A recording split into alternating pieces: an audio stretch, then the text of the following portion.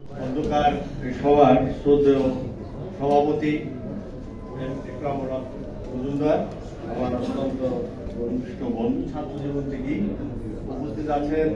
আজকের এখানকার বিশেষ অতিথি অন্যান্য অতিথিবৃন্দ উপস্থিত আছেন। আমার আর কাছের লোক জনাব রুকনউদ্দিন মিয়া, তিনি সার্বক্ষণিকই সংগঠনের কাজে নিয়োজিত থাকেন।